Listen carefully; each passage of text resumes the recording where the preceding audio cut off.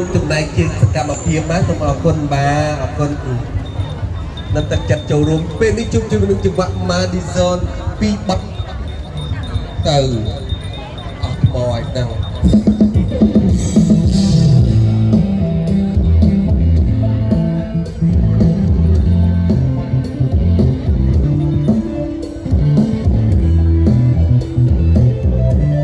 ខ្លួនសិនទៅពេលខ្ញុំឆ្លៀនរងអូសាឡូសាក់អូនសបលលើ